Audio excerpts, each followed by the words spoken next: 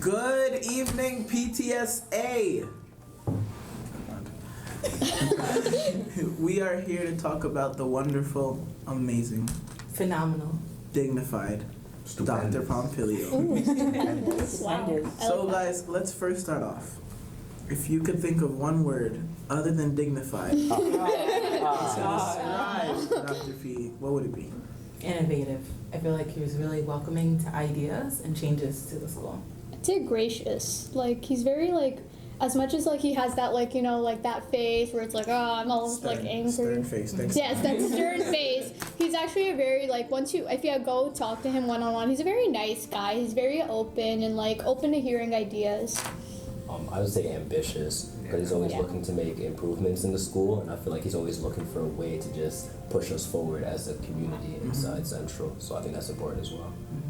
Yeah, I would say like diligent, kind of bounce off what Michael said, because if you go throughout the day, at one period Dr. P he's here, and then in another period he's over there. He's always around the building. He's not just in an office. He's very involved, and then maybe at the end of the day he's making an announcement about something. So he's not just inactive and completely behind the scenes. He's behind the scenes and also on the front lines every day. You walk in through the morning and he's there. You know, he's an active principal. I think that's very important to the student body, to have someone that's so active. So,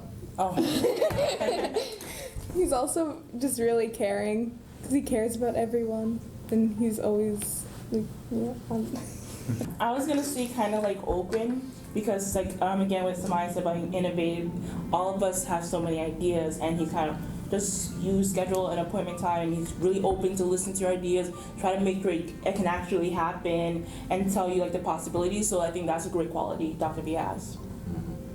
To add on to the innovative idea, you guys remember prom? Yeah. It was a very stormy day, and I remember Dr. P called me into his office and he was like, well, I have an idea.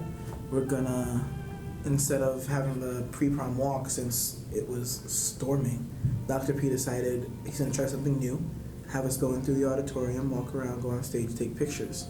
And that's something he's never done before, and he decided, you know what, I don't wanna just cancel pre-prom altogether, why not change it up? So yeah. My next question is, what is your fondest memory of Dr. P?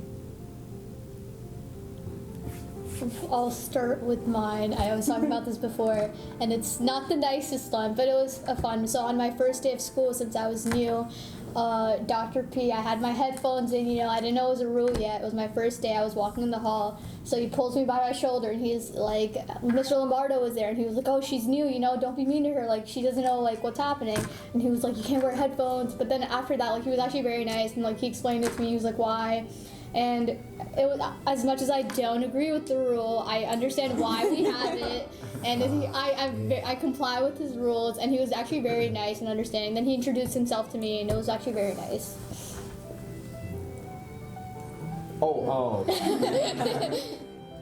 My fondest memory would probably be after he found out that I was accepted to Duke. He brought me into his office and started talking to me about my options and whatever when it came to college. So that kind of showed to me that he genuinely cared about my success, because even though like I got accepted to Duke, I got a few other options elsewhere. He kind of helped me weigh my options and made the decision easier for me. So I mean, like having that one-on-one connection with somebody of authority is really important to me, and it shows that he actually genuinely wants us to succeed. My fondest memory, I haven't talked to Dr. P a lot throughout my time at Central, but I do have memories of it. And one thing that I was thinking about when you asked was, it was my junior year, and it was when the fire alarm had gone off because we had lit candles for Ms. Duda's birthday. and when we came back in, like Dr. P, he said like everyone did a good job on they called it a drill. And then he also said happy birthday to Ms. Duda. And I think it's just like, it's those small things that's like, you know, as stern as he may appear, and as Michael said, that he's a very dynamic person. There's a lot that he has to offer, and one of those traits is that he's still fun. You know, he's not like just someone who's like just so, you know, hard on and focused on and like just all business. It's a real person. Yeah. To say a real person. Yeah. You have to talk to Exactly. him. You would never look at him and think that he's the way that he is. Like you have to have a conversation. You can't judge him. Yeah. My turn. I feel like there was a time in junior year, I want to say around April, when he was actually by the T and he was talking to the security guards, and then he was dancing kind of, and I was like, what's happening? I didn't say anything to ruin the moment. So I feel like that situation kind of showed me who he is as a person, and then interacting with him. But seeing him dance, it was New? yeah. It was heartwarming. Yeah. I think my fondest memory was when Dr. P handed me an envelope, explained that he put me up to an award, the Hempstead Pathfinder Award, and I didn't really know about it, I didn't really think about it, but the idea that he thought about me for that award, it's amazing, and I honestly really do appreciate the thought of someone just saying, oh, you're perfect for this award, you know? So that's what's one of my fondest memories. I think my fondest memory is when I was sitting down next to one of the teachers at the T, and Pomps was over there, and he turned and looked at me and just went, "That's not dignified," and made me stand up. Me, it was when unfortunately I got waitlisted for Sophie Davis, and he called me into his office and he was like, "What can I do?" And to have somebody of that like caliber, like amazing Dr. P, he says, "What can I do?" And I at a point where like I felt helpless and I didn't know what to do. The fact that he really cared to the point where he made calls and he tried. Oh, that's really sweet. Yeah, That's sweet. He Yeah. made a lot of calls for me to try and increase my financial aid too. So like Wow. he did Call the me. most. Yeah. Can't argue with money. Especially college. Yeah. So to end, College. we're gonna go around the table, and we're gonna like look in the camera and tell Dr. P what you want to say. I can't go first. I just want to say, be you and embrace everything, because I feel like throughout the years at my time at Central, I've learned more and more about you. And I feel like just tell the whole school who you are. Like, go out and talk to the students. Yeah. Because I feel like you are a great person, and I feel like more students should know who you are. I just wanted to say, Dr. P, thank you for everything. You've made these last 3 years at Central an amazing experience for me that I'll never forget. And keep doing what you're doing. Stay dignified. I just want to say thank you for everything. You're a really good guy.